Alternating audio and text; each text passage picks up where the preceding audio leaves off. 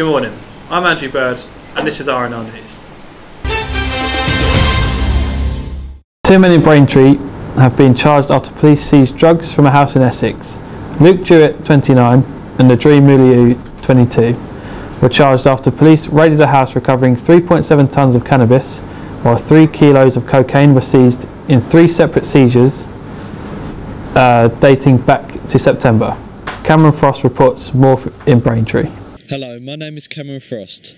I'm reporting to you from Braintree, where last week 3 men were arrested and charged on suspicion with supplying up to £5 million worth of Class A and Class B drugs. Earlier today, I spoke to Inspector Chris Kilgallen in order to get her views on the matter. Let's find out what she had to say.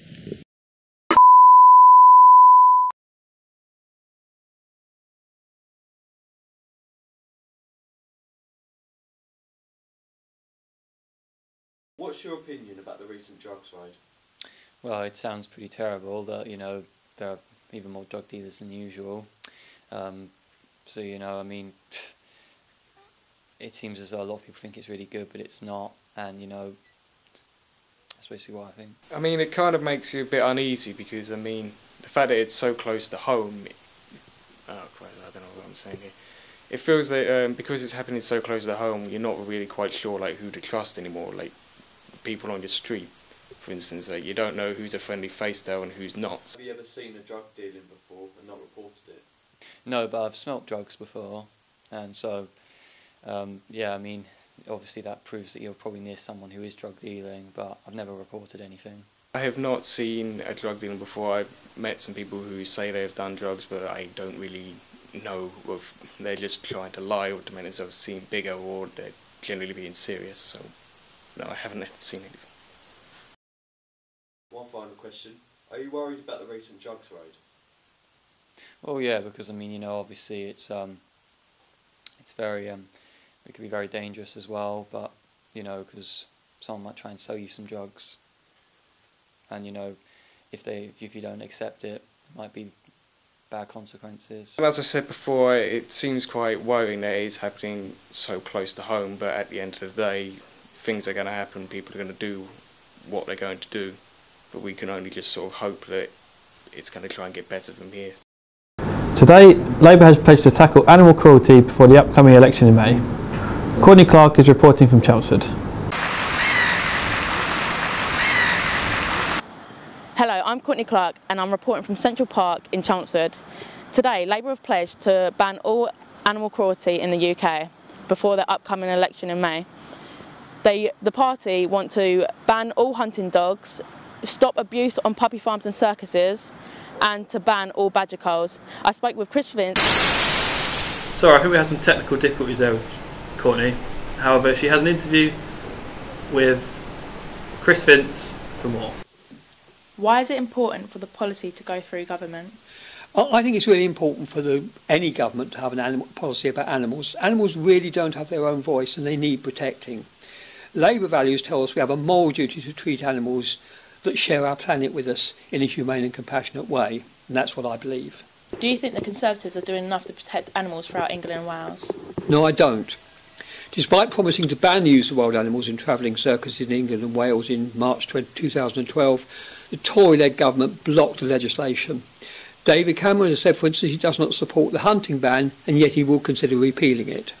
So what's Labour's opinion on fox hunting? It's now 10 years, a 10-year anniversary of when Labour put in a ban on fox hunting. Labour would not repeal the ban, although the Tories are suggesting they would repeal it. Labour believes its unnecessary and prolonged suffering of defenceless animals has no place in a civilised society. I've read that Labour want to ban animals in circuses. Why is this important? Well, you know, animals have moved from place to place in crammed and substandard enclosures. Forced training and performance, loud noises and crowds of people are the unavoidable, most distressing realities for animals in circuses. The Labour Party believes that the animals should not be subjected to unacceptable conditions of circus life. Unfortunately, despite calls from the British public, MPs and animal welfare campaigners, this Tory-led government has failed to take action to end this abuse. Despite promising to ban the use of wild animals in travelling circuses in England in 2012, the Tory-led government blocked the legislation. The next Labour government will ban this cruel practice. The season 5 premiere of the hit Fox TV show The Walking Dead broke its own rating, drawing in 17.3 million viewers, But what keeps us tuning into these gory shows?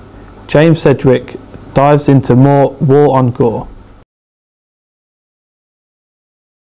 Shoppers spent $1.86 billion on organic foods in 2014 according to Soil Association, the UK's largest membership charity campaigning on healthy foods.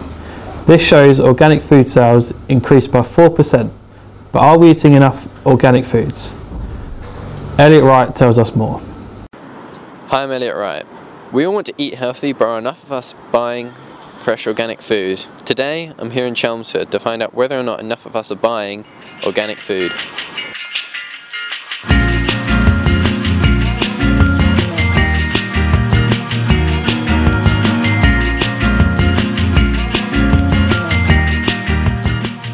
Do you ever consider buying organic food? Yeah. Oh, definitely. I'm a huge fan of my health. I definitely like going to the gym, and organic food's one of the things that contributes to that. It gives me the energy I need for that. Yes, definitely. Not enough. Do you ever consider buying organic food? No, I don't. Very rare, I don't. I hardly ever buy organic. Yeah, I mean, when it's on like for sale down at like the local shops, you know, so we try and pick it up where we can to try and stay healthy and fit as much as possible. So yeah. How much organic food do you eat?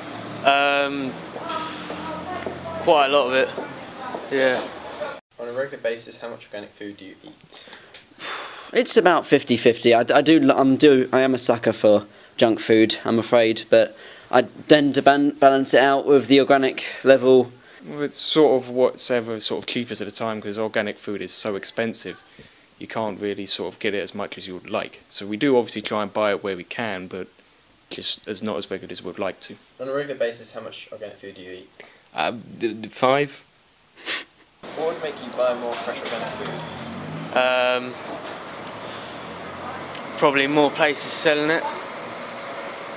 Oh, for one, if it was more cheap, because they always seem to sort of like import it from like other countries. So if it was more locally grown, hopefully that might help the cost or something. I don't know, but if it was cheaper, I reckon that would help. More local, cheaper, and maybe better quality. Maybe, I don't know.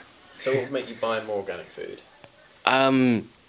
If the shop was closer. Well, I think one of the problems with it is the cost, and you have to go far to find the right places for it. If it was more in the local areas, like local Tesco's, I'd definitely buy more of it. Okay, so if it came down in price, you'd buy more? Oh, definitely, yeah. Because it's not normally more expensive. Okay. So I usually go for better offers. So if it was cheaper, would you? Yeah, if it was cheaper. That's it from me. Back to you in the studio. Now to sports.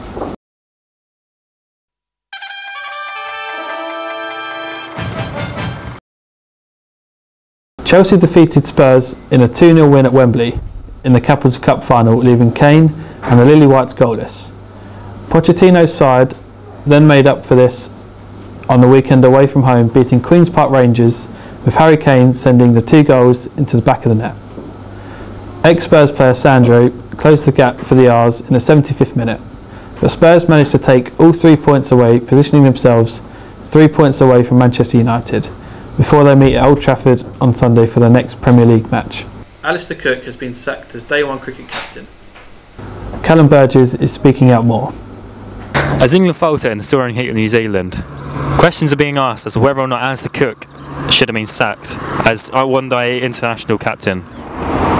His form in the game was bad, but the form of the cricket team now has been even worse, losing 3 out of 4 of their opening matches and on the brink of elimination if they lose their next match against Bangladesh.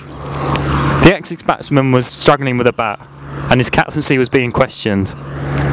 As games have been lost and as the World Cup was coming up, people were saying he should have been sacked, but now they are not. Owen Morgan hasn't done much better.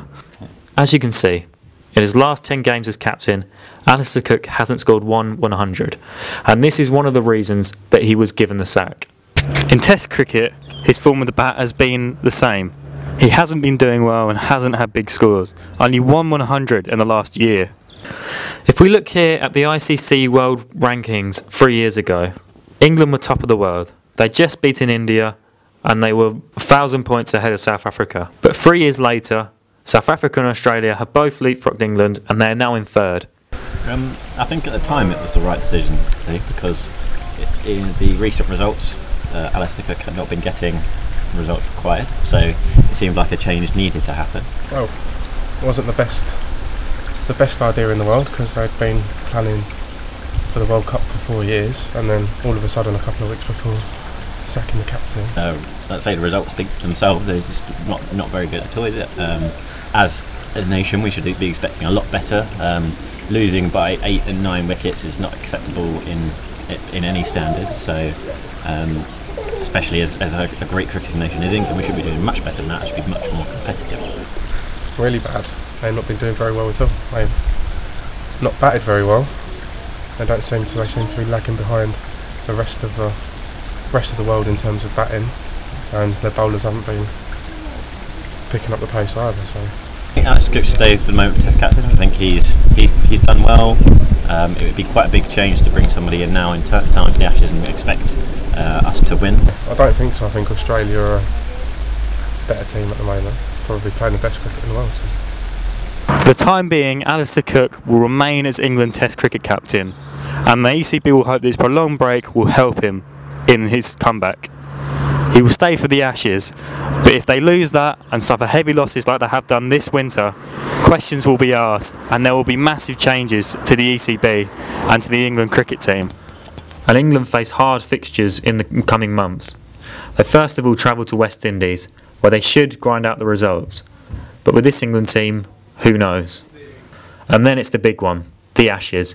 England will have to win this, or at least have a good showing. In other Eagles news, international batsman Ravi Bopara has moved to IPL side the Sunrisers in a deal worth £100,000. He joins fellow countryman.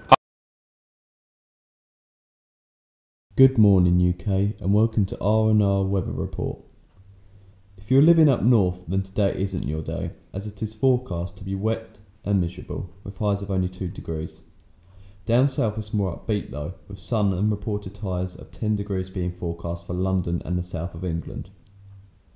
Showers are forecast for Scotland and Wales, with highs of 5 degrees, although the showers should dry up around 5 PM. Northern Ireland is forecast the same, although the showers around there should dry up at around 3 PM. That's all from the R&R weather forecast. Tune in tomorrow from 9 AM for Wednesday's forecast. That's it from R&R.